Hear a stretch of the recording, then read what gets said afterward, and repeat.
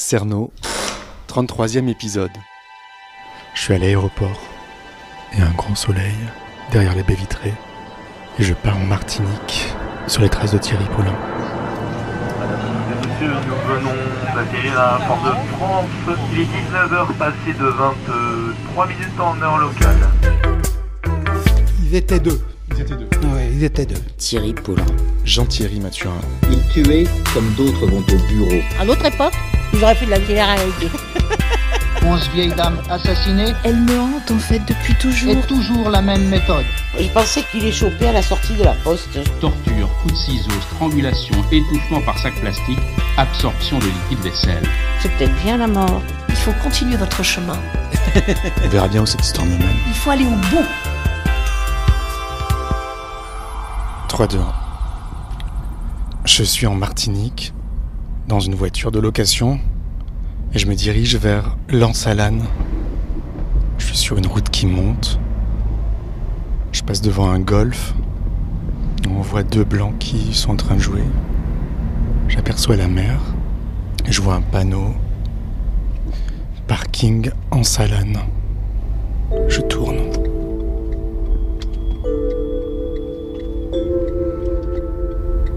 Je vais me garer.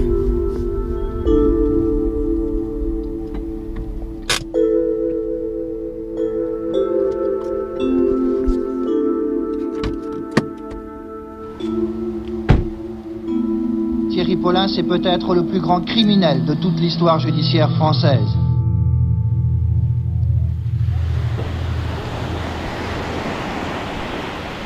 Ça y est, je suis à Lansalane. C'est un paysage de carte postale. En face, on voit Fort-de-France. Donc il y a quelques cocotiers, une mer sublime avec des bateaux blancs. Il y a quelques personnes qui se baignent. Et donc voilà, je suis aux origines du mal. On dit que c'est ici que Thierry Paulin a grandi, puisque quand il avait 18 mois, sa mère l'aurait confié à sa grand-mère paternelle, à lui, qui avait un restaurant ici, qui s'appelait Maman Jojo. Et la grand-mère, d'après ce qu'on dit, abandonnait l'enfant le matin très tôt, et elle le récupérait le soir. Il était donc complètement livré à lui-même, et c'est là qu'il se serait fait violenter, violer même. Et donc c'est pour ça qu'il aurait nourri une haine contre les vieilles femmes, et qu'il aurait tué toutes ses victimes. Donc, le Maman Jojo n'existe plus. Et bon, je sais pas très bien ce que je fais là, en fait. C'est pas très grand, c'est paisible. Peut-être qu'il y a des gens qui se souviennent de ce restaurant, le Maman Jojo. Et peut-être aussi qu'on se souvient de lui. Faut juste que j'ose poser les questions. J'avoue que j'ai nourri toutes sortes de fantasmes avant d'arriver ici. Je me disais... si je parle de Thierry Paulin à cet endroit, les gens vont avoir peur, ils vont devenir agressifs. J'ai fait des cauchemars où on me chassait carrément de l'île, on me séquestrait, n'importe quoi. Il y a un tout petit peu de vent, il fait très bon, et donc il y a plein de restaurants. Je fais évidemment touriste, je suis tout blanc. Là il y a un monsieur, je vais aller lui parler.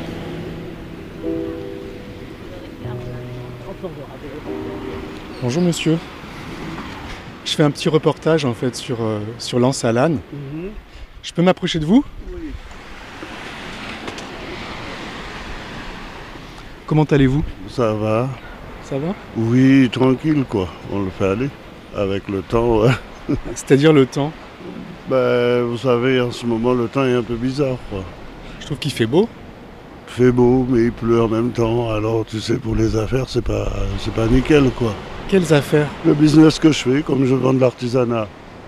Moi, je fais des bijoux, tout ça. C'est vous qui les faites ? Tout ce qu'il y a là, c'est fait localement, avec des graines qu'on trouve ici. C'est vraiment que des graines qu'on trouve en Martinique. Donc vous avez un petit étal sur la plage ? J'ai mon petit étal là, que je peux travailler tranquille, quoi. Moi, je me dis, c'est un super bureau quand même, cette plage. Vous avez de la chance. Oui, je suis au paradis, monsieur. Le paradis ? Je suis au paradis, soyons sérieux. Pourtant, j'ai beaucoup voyagé. Mais la Martinique est une île, je crois que même les îles autour ne vont pas à la Martinique. Qu'est-ce qu'elle a de particulier, la Martinique? C'est une île riche parce que le fait qu'elle a ce petit côté déjà verdoyant déjà d'un côté, mais elle est restée nature. Tout est... On n'est pas pressé. On prend notre temps, par exemple, tu sors du boulot, tu as envie d'aller te baigner, tu vas te baigner, tu vois, tu as envie d'aller marcher dans la brousse, tu vas marcher dans la brousse. C'est pas un coin dangereux où il y a des bêtes qui peuvent te faire peur. Et puis, il y a le côté calme. Moi, je sais pas, j'adore cette île. Vous êtes bien, quoi? Je suis heureux. Moi, je sais que j'ai été en métropole, j'ai vécu en métropole pendant une période, j'ai fait quelques îles autour. J'ai pas encore trouvé quelque chose qui peut être équivalent de ce que je vis ici. Et puis je me sens libre. Qu'est-ce que vous faisiez en métropole? En métropole, moi j'ai été déjà pour mon service militaire, mais après le service militaire, moi j'ai fait quand même pas mal de choses parce que j'ai voulu voir un petit peu. Mais c'est pas chez moi. J'aime pas le froid. J'aime pas les froids et puis le fait que vous avez tellement de changements climatiques, c'est pas mon truc. Et puis je me sens pas libre. Bon, c'est pas la même manière de vivre, quoi. Mais j'ai pas supporté. C'est quoi la liberté pour vous?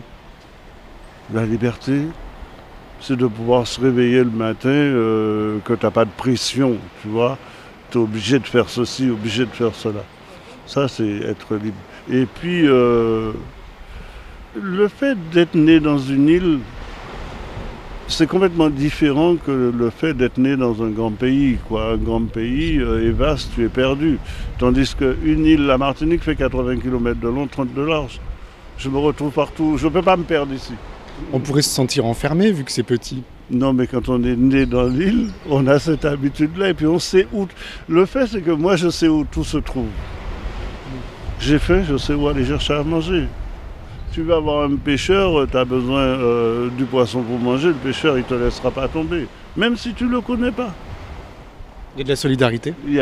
Oui, tout se passe bien, quoi. Moi, je trouve que la vie est très belle ici. Vous êtes un optimiste. Ben, je crois qu'à une certaine âge, il ne faut plus regarder le mal, quoi. Essaye d'oublier le mal, quoi. Quel âge vous avez? Plus de 60, 62. Ah bon? Ouais. Mais j'aurais préféré revenir 30 ans en arrière. La vie était beaucoup plus belle encore. Ici? Ah oui, pourtant la vie est belle, mais 30 ans en arrière, c'était impressionnant. C'était comment l'Anse-à-Lannes il y a 30 ans? Tu pouvais dormir sur la plage, tu n'avais pas de problème, tout le monde se mélangeait.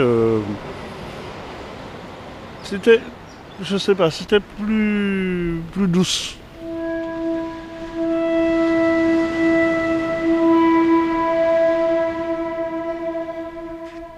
C'est quoi votre prénom? Moi c'est Julien. Moi c'est Richard. Et j'ai vécu toute ma vie ici. Hein.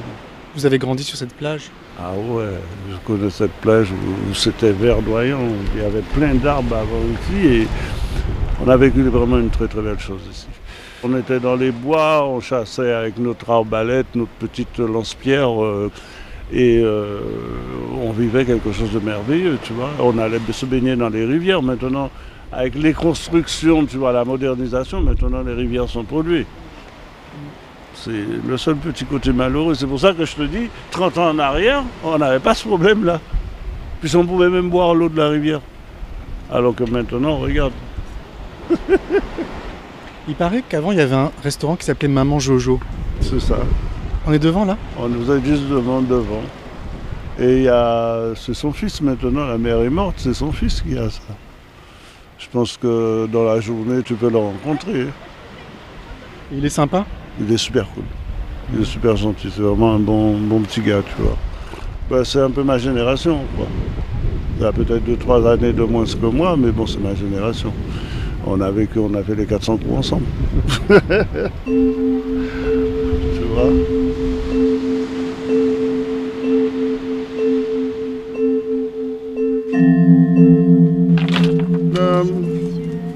Vous avez des clients?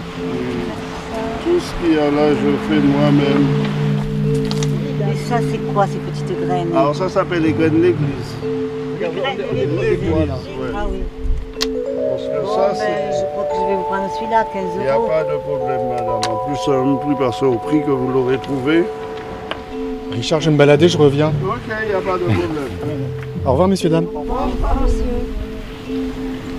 Ça va, la petite famille? Donc je le laisse un peu travailler. Et surtout, il faut que je reprenne mes esprits parce que donc je suis juste en face du Maman Jojo. Donc ce restaurant qui appartenait à la grand-mère de Paulin, là où il a grandi. Mais j'ose pas trop déjà en parler à Richard de l'affaire, parce que je sais pas trop comment ça va être accueilli. Et je me vois mal entrer dans le restaurant pour leur dire que je travaille sur l'affaire Thierry Paulin, quoi. J'ai peur de me faire des ennemis. Mais à mon avis, il y a quelque chose qui ne va pas dans ce qu'on raconte en métropole sur Thierry Paulin. Quand on dit que sa grand-mère le laissait sur la plage et qu'il était livré à lui-même. En fait, c'est une toute petite plage. Il pouvait pas aller bien loin et il devait rayonner autour du restaurant, même s'il était petit. Il pouvait venir, on pouvait le surveiller facilement. C'est pas comme si on laissait un enfant dans une grande ville, dans la rue. Donc cette histoire de mauvaise grand-mère, à mon avis, ça tient pas. Je marche sur la plage. Il y a un touriste qui lit le journal sur un transat. Donc ce Richard, il est à peine un peu plus âgé que Thierry Paulin. Il a dû jouer avec lui. Faut pas trop que je réfléchisse, il faut que je me lance. J'ai peur d'aller à la marina que je loupe encore que lui. Allez à la marina, on nous des chances. Bon, mais on fait ça. Vous avez plein de clients? En ce moment, oui, il y a du monde, quoi. J'essaye de finir ça, mais il y a du monde, hein. Alors, tu vois un peu la vie, mais la vie est belle. La vie est belle? Ben, c'est pour ça que je le prends cool. Hein. Du moment que j'arrive à gagner ma vie, j'ai pas besoin d'une fortune, j'ai juste besoin de quoi vivre. Tu vois? Parce que quand tu as une famille derrière, il faut que tu sois là pour eux. Vous avez beaucoup d'enfants? Non, j'en ai que 3 enfants. C'est déjà pas mal. Et je crois pas que je vais en avoir d'autres. Ah oui. Ah non, là c'est bon, quoi. Vous avez de la sagesse, Richard. Je crois que j'essaye d'être sage parce que en voyant tout ce que je vois tous les jours, ça me permet de me rapporter beaucoup de choses. Qu'est-ce que vous voyez tous les jours? Ben, déjà le comportement des gens. Vous êtes un bon poste d'observation ici. Mais tu peux pas faire autrement. Là où tu es, tu vois toute espèce de truc, toute espèce d'être humain. Et tu vois leur comportement aussi, tu vois, parce que bon, je ne veux pas dire que les gens sont méchants en permanence. Mais il y a des trucs que des fois tu vois, tu te dis mais c'est pas possible, pourquoi les gens sont comme ça, pourquoi les gens sont comme ci. Vous avez rencontré déjà des gens très méchants? Ah oui, dans la vie, mais tu es face à une réalité, tu n'es pas derrière la réalité, tu l'as en face. Hein. Je vais te dire que les gens soient mauvais ou pas mauvais, il y a souvent toujours un problème quelque part. Quoi. Ah bon? Il ne suffit pas de regarder le visage des gens. Hein. Parce qu'en regardant le visage des gens, tu vois qu'une petite partie, qu'une petite surface.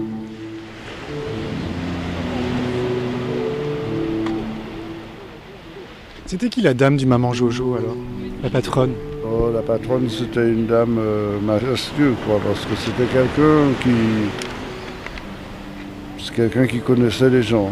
C'est vrai? Ouais, elle était appréciée de tout le monde. Hein. C'est vraiment un phénomène, quoi. Comment elle était alors?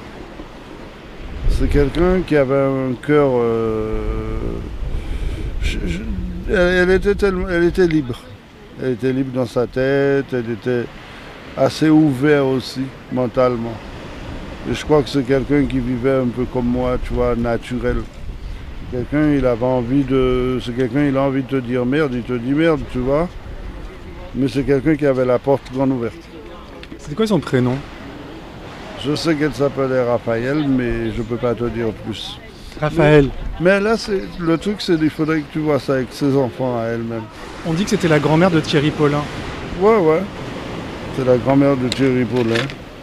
Il y a une histoire, mais je ne connais pas l'histoire. Vous avez dû jouer avec lui, non? Pour Thierry, non. Non. Non, c'était pas de mon âge. Et puis bon, il a vécu pour presque toute sa vie en métropole, hein, Thierry. C'est pas ici qu'il a vécu sa vie, quoi. Qu'est-ce que vous en pensez de cette histoire, vous? De Thierry? Oh, je pourrais pas en parler puisque je ne sais pas vraiment, tu vois, l'histoire en elle-même, je ne connais pas. J'ai pas voulu en savoir plus. Tu sais, comme on dit, on s'occupe de nos problèmes, quoi.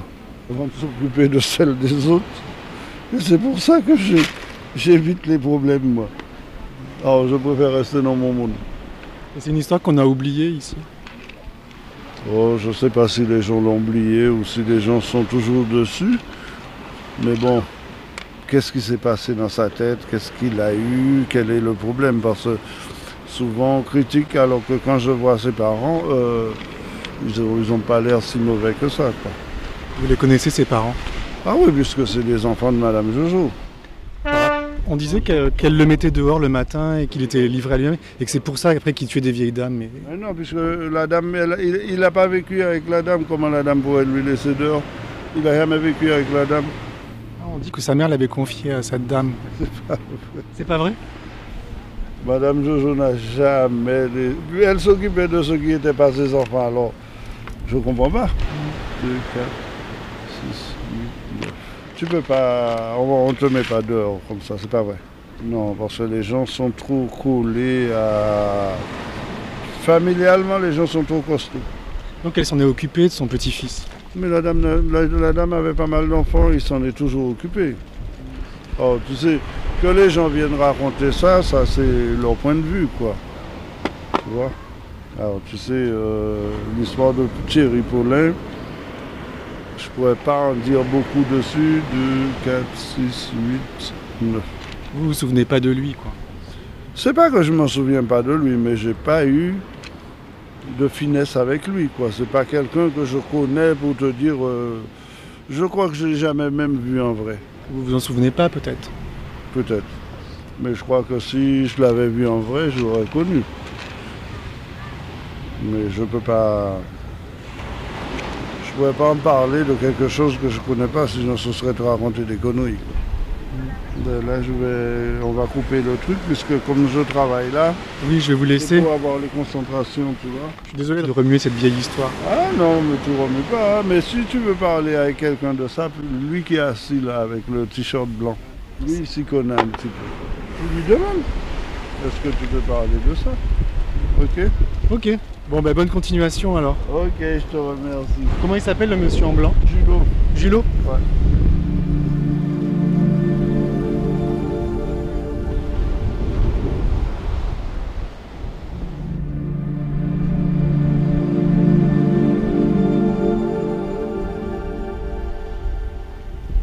Je pense qu'il ment, Richard. Ça m'étonnerait qu'il n'ait pas connu et qu'il n'ait pas joué avec lui. Je vois 3 hommes qui discutent, dont Julot avec le t-shirt blanc. J'y vais.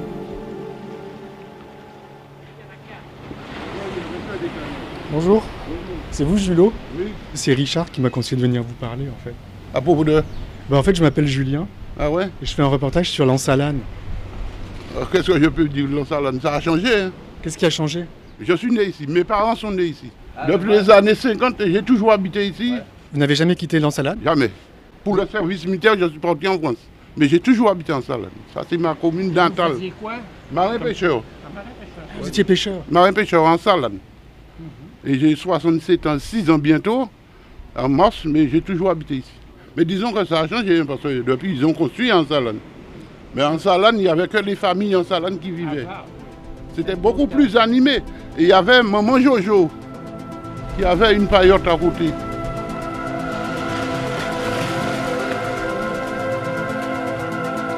Né à Fort-de-France, en Martinique, il est confié à sa grand-mère qui tient un restaurant au bord d'une plage.